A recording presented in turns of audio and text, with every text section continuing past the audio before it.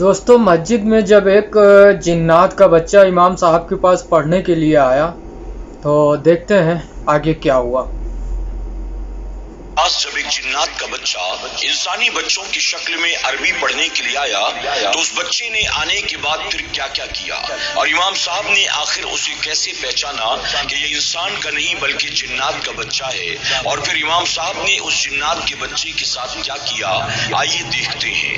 فرمایا گیا کہ کسی گاؤں میں ایک بہت پرانی مسجد تھی، جس مسجد کے امام صاحب کی عمر تقریباً 60-62 سال کی تھی۔ وہ پچھلے 40 سالوں سے اس مسجد کے اندر امامت کر رہے تھے۔ ایک دن امام صاحب صبح سویرے اپنے معمول کے مطابق مسجد کے اندر نیم کے پیڑ کے نیچے بیٹھے بچوں کو عربی پڑھا رہے تھے کہ آپ نے دیکھا آپ کے سامنے ایک 7-8 سال کا بچہ موجود تھا، جو بچہ باقی تمام بچوں سے کچھ الگ نظر آتا تھا۔ امام صاحب کے لیے بچہ نیا اور اجنبی تھا۔ اس بچے نے امام صاحب کو ادب سے سلام کیا۔ اس کی آواز بھی عام بچوں کی طرح نہیں تھی۔ امام صاحب نے اس کی آواز کو سنا تو حیران رہ گئے۔ آپ نے سلام کا جواب دیا اور جواب دے کر فرمایا، کون ہو، کیسے آنا ہوا؟ اس پر وہ بچہ کہتا ہے، حضرت میں آپ کے پاس عربی پڑھنے کے لیے آیا ہوں۔ جب امام صاحب نے یہ سنا تو مزید حیران رہ گئے۔ اس کی آواز باقی بچوں سے بالکل جدا تھی اور اس کی اردو بھی بہت صاف تھی۔ امام صاحب نے حیرت سے کہا، بیٹا اکیلے آئے ہو یا ساتھ میں کوئی اور بھی آیا ہے؟ اس پر اس بچے نے جواب دیا، نہیں حضرت میں اکیلے آیا ہوں۔ تو اس پر امام صاحب نے کہا، بچوں کا داخلہ کرانے کے لیے ماں باپ ساتھ آتے ہیں، تم اکیلے آئے ہو، آخر ایسا کیوں؟ اس پر بچہ جواب دیتا ہے، امام صاحب میں فلاں گاؤں کا رہنے والا ہوں۔ آپ تو جانتے ہیں کہ پچھلے مہینے بہت تیز بارش ہوئی تھی اور بارش کی وجہ سے ہمارے گاؤں میں باڑھ آ گئی تھی۔ اس باڑھ کی وجہ سے ہمارا پورا گاؤں تباہ برباد ہو گیا، کئی لوگ مارے بھی گئے تھے۔ ان مارے جانے والوں میں میرے والدین بھی تھے۔ میں اکیلا رہ گیا ہوں، نہ میرا کوئی رشتہ دار ہے نہ میرے کوئی بھائی بہن ہے، اسی لیے میں آپ کے پاس آیا ہوں۔ اگر آپ میرا داخلہ کرا لیں گے میں آپ کے پاس ہی رہوں گا، آپ کی خدمت بھی کروں گا اور یہیں رہ کر قرآن شریف پڑھنا سیکھوں گا۔ جب امام صاحب نے اس بچے کی ان باتوں کو سنا، آپ کو اس کے حال پر رحم آ گیا۔ آپ نے اس بچے کو اپنے قریب بلایا اور قریب بلانے کے بعد آپ نے فرمایا کہ تمہارا نام کیا ہے؟ اس نے کہا، میرا نام میراج الدین ہے۔ امام صاحب نے کہا، یہاں گاؤں کے لوگوں کو صحیح سے ہندی بات کرنی نہیں آتی اور تمہاری اردو اتنی اچھی ہے، تم عمر کے اعتبار سے 7-8 سال کے معلوم دیتی ہو، مجھے بتاؤ تمہارا قد چھوٹا ہے یا واقعی تمہاری عمر ہی کم ہے؟ اس پر اس بچے نے جواب دیا، حضرت دراصل غریبی اور بیماری کی وجہ سے میرا قد نہیں بڑھ سکا، ورنہ میں 7-8 سال کا نہیں، میری عمر 13 سال کی ہے۔ میراج الدین نے جیسے ہی بتایا کہ اس کی عمر 13 سال کی ہے، وہاں موجود تمام بچے زور سے ہنسنے لگے۔ اس پر امام صاحب نے بچوں کو ڈانٹا، چپ کرایا اور پھر میراج الدین کو اپنے قریب بلا کر بٹھا لیا اور بٹھا کر امام صاحب نے میراج الدین سے کہا، بیٹا ہم نے تمہارا داخلہ کر لیا ہے، اب تم یہیں پر رہو گی اور انہی بچوں کے ساتھ تم پڑھائی کرو گے۔ میراج الدین ایک کونے میں قرآن شریف لے کر بیٹھ گیا اور اس نے پڑھائی شروع کر دی۔ جب مدرسے کا وقت ختم ہوا اور بچے اپنے اپنے گھر جانے لگے تو اس پر امام صاحب نے بچوں سے مخاطب ہو کر کہا، دیکھو اگر کسی بچے کے گھر کوئی سالن وغیرہ بنا ہو تو آج میرے لیے لے آئے، آج میرا سالن اور گوشت کھانے کا دل ہوتا ہے۔ اس پر میراج الدین نے کہا، حضرت اگر آپ کی اجازت ہو تو میں آپ کے لیے سالن اور گوشت لے کر آتا ہوں۔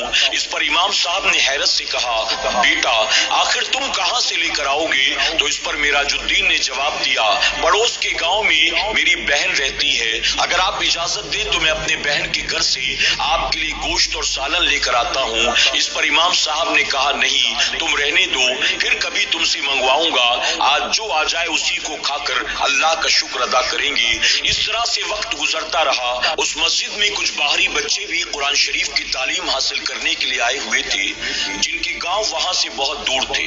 مسجد والوں نے ان بچوں کے لیے مسجد کے اندر ہی رکنے کا انتظام کر دیا تھا۔ امام صاحب نے میراج الدین کو مسجد کا ایک کونا دکھا دیا اور کہا کہ تم رات کو یہاں پر سو جایا کرو۔ میراج الدین اس مسجد میں رہ کر امام صاحب سے قرآن شریف کی تعلیم حاصل کرتا رہا۔ اس طرح سے وقت گزرتا چلا۔ चला गया। मस्जिद में पढ़ने वाले तमाम बच्चों को इमाम साहब ने ये जिम्मेदारी दे रखी थी कि वो मस्जिद के अंदर मौजूद कुएं से पानी भरते और मस्जिद के वजू खाने की टांकी में ले जाकर पानी डाल देते थे, जिससे नमाजियों के लिए वजू करने में आसानी हो जाती थी। इमाम साहब ने अलग अलग बच्चों को अलग अलग दिन की जिम्मेदारी दे रखी थी। एक दिन इमाम साहब ने मिराजुद्दीन को आवाज देकर कहा, बेटा मिराजुद्दीन, आज तुम कुएं से पानी भरकर वजू खाने की टांकी में डाल दो। मिराजुद्दीन ने फौरन कहा, जी हजरत, और वो अपनी जगह से उठकर कुएं के पास चला गया। कुछ देर के बाद मिराजुद्दीन वापस आया और नीम के पेड़ के नीचे बैठकर अपना सबक दोबारा याद करने लगा। इमाम साहब की नजर मिराजुद्दीन पर पड़ी। इमाम साहब ने आवाज देकर कहा, बेटा मिराजुद्दीन, मैंने तुमसे वजू खाने की टांकी में पानी भरने के लिए कहा था, तुमने आखिर वो क्यों नहीं किया? इस पर मिराजुद्दीन ने कहा, हजरत, मैंने पानी भर दिया है। जब इमाम साहब ने ये सुना तो बड़ा ताज्जुब हुआ। इमाम साहब ने दो बच्चों को भेजा और कहा, जाओ देख कर आओ पानी भरा कि नहीं। बच्चे गए और वापस आकर बताया कि वजू खाने की टांकी में पानी भर गया है। इमाम साहब को बड़ा ताज्जुब हुआ कि बच्चे जब जाते हैं कुएं से पानी निकाल कर वजू खाने की टांकी में भरने के लिए तो उन्हें काफी वक्त लग जाता है, लेकिन आखिर मिराजुद्दीन ने इतनी जल्दी में पानी कैसे भर दिया? इमाम साहब ने मिराजुद्दीन को आजमाने के लिए 2 दिन के बाद फिर उससे कहा कि मिराजुद्दीन, आज कुएं से पानी भरकर वजू खाने की टांकी में तुम डाल दो। मिराजुद्दीन अपनी जगह से उठा, कुएं पर गया और थोड़ी देर के बाद पलटकर वापस आया और अपना सबक याद करने लगा। इमाम साहब ने मिराजुद्दीन को जाता और आता देखा। इमाम साहब को बड़ा ताज्जुब हुआ। इमाम साहब ने मिराजुद्दीन से कहा, बेटा मिराजुद्दीन, बाकी बच्चे जब जाते हैं कुएं से पानी निकालने तो उन्हें इस काम में काफी वक्त लग जाता है, लेकिन तुम बहुत तेजी के साथ ये काम कर लेते हो, आखिर भला ये कैसे?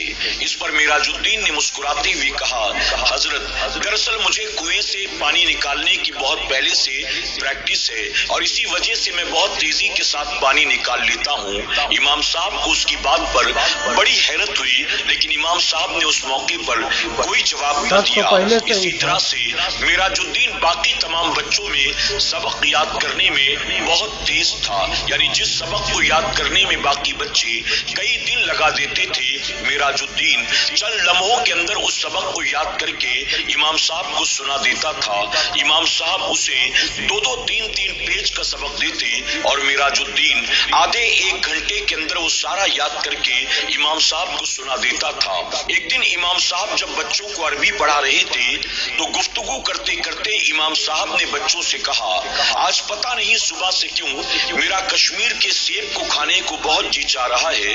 मैंने बहुत पहले एक मर्तबा कश्मीर का सेब खाया था। कश्मीर का सेब भला इस गांव देहात में कहां मिलेगा, और इस वक्त तो सेब का मौसम भी नहीं है। कश्मीर के सेब देखने में भी बड़े खूबसूरत होते हैं और खाने में बहुत मीठे हैं। तुम में से किसी ने शायद आज तक कश्मीर का सेब ना खाया हो। इस तरह से इमाम साहब बच्चों को पढ़ाते पढ़ाते कश्मीर के सेब का तस्करा करते हैं। जब दर्सगाह खत्म हुई, तमाम बच्चे उठ कर अपने अपने घर चले गए। इमाम साहब भी वहां से उठे और कुछ देर आराम करने के इरादे से अपने कमरे में दाखिल हुए। इमाम साहब जब कमरे में दाखिल हुए तो आपकी हैरत की इंतहा न रही। इमाम साहब ने देखा आपके बिस्तर के ऊपर कश्मीर के सेब रखे हुए थे। जैसे ही इमाम साहब की नजर पड़ी, इमाम साहब हैरान रह गए। आपने उन सेबों को उठाया। उठाने के बाद सोचने लगे, हम तो बाहर सहन में बैठे बच्चों को अरबी पढ़ा रहे थे, कोई आने जाने वाला तो नजर ही नहीं आया, फिर आखिर मेरे कमरे में ये सेब कहां से आ गए? कुछ देर इमाम साहब सोचते रहे। उसके बाद जो बाहरी बच्चे थे जो मस्जिद में रहा करते थे, इमाम साहब ने उन बच्चों के पास जाकर कहा, क्या तुमने देखा कोई मेहमान आया था? बच्चों ने जवाब दिया, हजरत, हमने सुबह से किसी को आता जाता नहीं देखा। इमाम साहब ने कहा, मैं भी तो यहीं पर था, मैंने भी सुबह से किसी को आता जाता नहीं देखा, फिर पता नहीं मेरे कमरे में ये कश्मीर के सेब कौन रख कर गया होगा। बहरहाल बात आई गई हो गई। चूंकि सेब काफी थे, इमाम साहब ने खुद भी जी भर के खाया और वहां मौजूद तमाम बच्चों को भी खाने के लिए दिया। امام صاحب نے معراج الدین کو بھی سیب دیا، لیکن معراج الدین نے سیب کھانے سے انکار کر دیا۔ چند دنوں کے بعد امام صاحب کو کہیں سے دعوت آئی تھی۔ امام صاحب تمام بچوں کو اپنے ساتھ لے کر اس دعوت میں گئے۔ کافی دنوں کے بعد امام صاحب کو کچھ اچھا کھانا ملا تھا، تو آج امام صاحب نے باقی دنوں کے مقابلے کھانا کچھ زیادہ ہی کھا لیا۔ مسجد میں واپس آنے کے بعد امام صاحب نماز عشاء پڑھاتے ہیں، اس کے بعد ایک ایک کر کے تمام بچے سو گئے۔ امام صاحب اپنے کمرے میں سونے کے لیے گئے، لیکن چونکہ آج انہوں نے کھانا زیادہ کھا لیا تھا، امام صاحب کو بدہضمی ہو گئی اور امام صاحب کو نیند نہیں آ رہی تھی۔ یہ رات بھی طوفانی رات تھی، یعنی آندھی طوفان بھی چل رہا تھا اور بارش بھی ہو رہی تھی۔ امام صاحب کمرے میں کروٹیں بدل رہے تھے، سونے کی بہت کوشش کی، لیکن اس کے باوجود انہیں نیند نہیں آ رہی تھی۔ امام صاحب نے اپنی بدہضمی کا علاج کرنے کے لیے اپنے کمرے میں ہینگ کو تلاش کرنے کی کوشش کی، لیکن انہیں کہیں بھی ہینگ نہ ملی۔ آخر کار امام صاحب مجبوراً اپنے کمرے سے نکل کر باہر آتے ہیں۔ جو بچے سو رہے تھے، امام صاحب نے ان بچوں کو جگایا اور پوچھا، کیا کسی کے پاس تھوڑا بہت ہینگ ہے؟ مجھے بدہضمی ہو گئی ہے اور اس وجہ سے مجھے نیند نہیں آتی، مجھے تھوڑے سے ہینگ کی ضرورت ہے۔ لیکن تمام بچوں نے کہا، ہمارے پاس ہینگ نہیں ہے۔ آخر کار معراج الدین نے امام صاحب سے کہا، حضرت اگر آپ کی اجازت ہو تو میں باہر جا کر ہینگ لے آتا ہوں۔ امام صاحب نے کہا، رات کافی ہو چکی ہے، باہر طوفان بھی ہے، بارش شروع ہونے والی ہے، ایسے میں تم کہاں جاؤ گے؟ معراج الدین نے کہا، آپ کی طبیعت خراب ہے، اگر آپ مجھے اجازت دیں میں فوراً لے کر آ جاؤں گا۔ امام صاحب نے کہا، کیا تمہیں پتا ہے کہ ہینگ کہاں ملے گی؟ معراج الدین نے کہا، میں جانتا ہوں فلاں دکاندار کے پاس ہینگ ہوتی ہے، اگر آپ اجازت دیں تو میں ابھی لے کر آتا ہوں۔ امام صاحب اسے روکنا تو چاہتی تھی، لیکن چونکہ ان کی طبیعت بھی بگڑتی چلی جا رہی تھی، آخر کار امام صاحب نے مجبوراً اپنی طبیعت کے چلتے معراج الدین کو اجازت دے دی اور کہا، ٹھیک ہے، سنبھال کر جانا اور ہینگ لے کر فوراً واپس آ جانا۔ فلاں دکاندار سے کہنا کہ امام صاحب نے تھوڑا سا ہینگ مانگا ہے، وہ تمہیں دے دے گا۔ یہ کہہ کر امام صاحب نے معراج الدین کو باہر جانے کی اجازت دے دی۔ معراج الدین نے مسجد سے باہر جانے کے لیے جیسے ہی مسجد کے دروازے کو کھولا، ہوا کا ایک تیز جھونکا دھول مٹی کے ساتھ مسجد کے اندر داخل ہو گیا، اور اسی ہوا کے جھونکے کے ساتھ معراج الدین لوگوں کی نظروں سے اوجھل ہو گیا۔ معراج الدین کے جانے کے تھوڑی دیر کے بعد تیز بارش بھی شروع ہو گئی۔ اب امام صاحب پریشان مسجد میں دائیں بائیں گھومتے، ایک طرف تو امام صاحب کی طبیعت اور اس کے علاوہ معراج الدین کی فکر۔ امام صاحب بار بار یہ سوچ رہے تھے، میں نے بن ماں باپ کے بیٹے کو آندھی طوفان کے موسم میں مسجد سے باہر جانے کو کہہ دیا، اگر بچے کو کچھ ہو گیا تو آخر میں اللہ کی بارگاہ میں کیا جواب دوں گا؟ امام صاحب اسی پریشانی میں دائیں بائیں گھومتے رہے، اور کچھ دیر کے بعد امام صاحب آئے اور اپنے بستر پر آ کر بیٹھ کر معراج الدین کا انتظار کرتے رہے۔ ابھی امام صاحب اپنے بستر پر آ کر بیٹھے تھے کہ معراج الدین اچانک ان کی آنکھوں کے سامنے آ کر کھڑا ہو جاتا ہے۔ امام صاحب نے معراج الدین کو دیکھا اور حیران رہ گئے۔ آپ نے فرمایا، آ گئے تم؟ معراج الدین نے کہا، جی حضرت، میں آپ کے لیے ہینگ لے کر آ گیا۔ امام صاحب نے کہا، ہینگ کہاں ہے؟ معراج الدین نے کہا، میں نے باہر صحن میں رکھا ہے۔ امام صاحب کو بڑا تعجب ہوا، ایک تو معراج الدین کی باتیں سن کر، اور اس کے علاوہ امام صاحب نے دیکھا جب معراج الدین باہر نکلا تیز طوفان تھا اور اس کے نکلتے ہی بارش شروع ہو گئی تھی۔ معراج الدین کے پاس نہ کوئی چھاتا تھا، نہ اس نے کوئی جیکٹ پہن رکھا تھا، اس کے باوجود اس کے جسم اور اس کے کپڑوں پر بارش کا دور دور تک کوئی نام و نشان تک موجود نہیں تھا، یعنی وہ سر کے بال سے لے کر پیر کے ناخن تک پوری طرح سوکھا ہوا تھا۔ امام صاحب معراج الدین کے ساتھ کمرے سے باہر آتے ہیں۔ آپ نے باہر آ کر دیکھا تو مسجد کے صحن میں ہینگ کی بہت ساری بوریاں رکھی ہوئی تھی۔ امام صاحب نے حیرت سے دیکھ کر کہا، ارے اتنی ساری ہینگ تم کہاں سے لے کر آئے ہو؟ اس پر معراج الدین جواب دیتا ہے، حضرت آپ نے جس دکان کا پتہ بتایا تھا اس دکان پر جا کر میں نے دکاندار کو بہت آواز لگائی، لیکن دکاندار نے میری آواز کا جواب نہ دیا۔ آخر کار مجبوراً اس کی دکان سے میں یہ سب اٹھا کر لے آیا ہوں۔ امام صاحب نے کہا مجھے یہ ہینگ نہیں چاہیے، تم اسے فوراً لے جاؤ اور واپس کر کے آؤ۔ اس نے کہا حضرت آپ ہی کے کہنے پر لے کر آیا ہوں، آپ تھوڑا سا تو لے لیں۔ آپ نے کہا نہیں، میں دکاندار کی اجازت کے بغیر اس کا مال استعمال نہیں کر سکتا، جیسے لے کر آئے ہو لے جاؤ، فوراً واپس رکھو۔ اس طرح سے ہینگ کی بوریوں کو اٹھاتا ہے اور اکیلے اٹھا کر واپس لے جاتا ہے۔ کچھ دیر کے بعد واپس آیا۔ امام صاحب نے معراج الدین کو اپنے کمرے میں بلایا اور کمرے میں بلانے کے بعد امام صاحب نے کہا معراج الدین اب زیادہ دن تک تمہارا راز چھپا نہیں رہ سکتا، اب مجھے تم سچ سچ بتاؤ تم انسان ہو کہ جنات ہو۔ اس پر معراج الدین نے اپنی گردن کو جھکا دیا، اس کی آنکھیں بھر آئی۔ امام صاحب نے کہا تم جب پہلی بار میرے پاس آئے تھے اسی وقت مجھے تم پر شک ہوا تھا، لیکن میں نے اس وقت تمہیں کچھ نہیں کہا کیونکہ تم قرآن شریف پڑھنے کے لیے آئے تھے، اور قرآن شریف پڑھنے کے لیے میرے پاس انسان کا بچہ آئے یا جنات کا بچہ آئے، میں قرآن پڑھانے سے انکار نہیں کر سکتا۔ لیکن معراج الدین یہ جو تمہاری حرکتیں اور تمہارے معاملات ہیں یہ اچھی نہیں ہیں، ہو سکتا ہے کہ کل اسی کی وجہ سے کسی کو نقصان ہو جائے، اس لیے بہتر یہ ہے رات کے اندھیرے میں تم چپ چاپ واپس چلے جاؤ، میں تمہارے بارے میں کسی کو کچھ بھی نہیں بتاؤں گا اور آج کے بعد اس مسجد میں کبھی واپس مت آنا۔ معراج الدین نے جب یہ سنا اس کی آنکھوں سے آنسو بہنے لگے۔ اس نے کہا حضرت آپ ایسا نہ کریں، آپ مجھے اپنی شاگردی میں رہنے دیں، میں آپ کی خدمت کرنا چاہتا ہوں، آپ سے تربیت حاصل کرنا چاہتا ہوں۔ امام صاحب نے کہا نہیں، تم انسانوں کے بچوں کے ساتھ رہنے کے لائق نہیں ہو سکتا ہے کہ کل تمہاری وجہ سے کسی کو کوئی بڑا نقصان ہو جائے، اس لیے تمہارا چلے جانا ہی بہتر ہے۔ معراج الدین نے بہت اصرار کیا لیکن امام صاحب نے صاف صاف انکار کر دیا۔ معراج الدین نے امام صاحب کو بتایا حضرت آپ جس نیم کے پیڑ کے نیچے بیٹھ کر بچوں کو قرآن شریف پڑھایا کرتے ہیں میں اسی نیم کے پیڑ کے اوپر رہا کرتا تھا، میں نے آپ کے قرآن شریف کی تلاوت کو سنا، مجھے اتنا پسند آیا کہ میں نے یہ ارادہ کر لیا تھا میں آپ کا شاگرد بن جاؤں گا اور آپ ہی کی طرح قرآن شریف کی تلاوت کرنا سیکھوں گا۔ یہی وجہ ہے کہ مجبوراً میں انسانی بچوں کی شکل میں آپ کے پاس آیا، آپ مجھے معاف کر دیں، آپ مجھے واپس نہ بھیجیں، میں آپ کی خدمت کرنا چاہتا ہوں، میں آپ سے مزید قرآن کی تعلیم حاصل کرنا چاہتا ہوں۔ وہ بار بار اصرار کرتا رہا لیکن امام صاحب کسی بھی صورت پر ماننے کو تیار نہیں تھے۔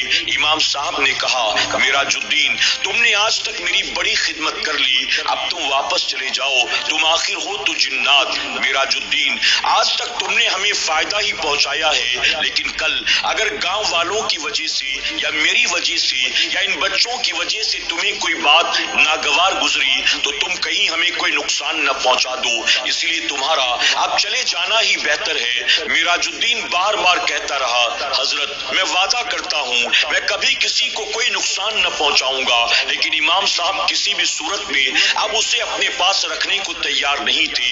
امام صاحب نے کہا اگر تم میری خدمت کرنا چاہتے ہو، اگر تم واقعی مجھے اپنا استاد مانتے ہو تو میری بات کو مانو اور یہاں سے چلے جاؤ، اور جاتے جاتے یہ وعدہ کرو کہ اب تم کبھی پلٹ کر واپس نہیں آؤ گے، نہ ان بچوں کو نہ گاؤں والوں کو کبھی پریشان کرو گے۔ معراج الدین نہ چاہتے ہوئے بھی اپنے استاد سے وعدہ کرتا ہے اور روتا بلکتا استاد کے کمرے سے باہر نکل جاتا ہے۔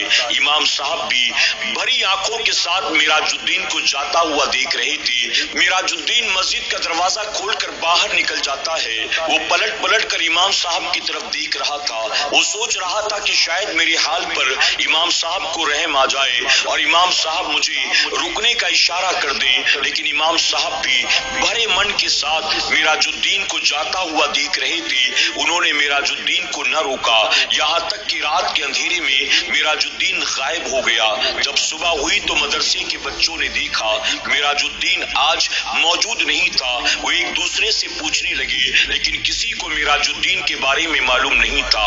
अगले दिन भी बच्चों ने मिराजुद्दीन के बारे में पूछा, लेकिन किसी के पास कोई जवाब न था। चंद दिनों के बाद आखिरकार इमाम साहब ने तमाम बच्चों और गांव वालों को बताया, वो बच्चा जिसका नाम मिराजुद्दीन था, जो अरबी पढ़ने के लिए आया करता था, जो मस्जिद में रहता था, वो दरअसल इंसान का बच्चा नहीं बल्कि वो जिन्नात का बच्चा था। और ऐसा उसने किया, इस वजह से मैंने उसको वापस भेज दिया।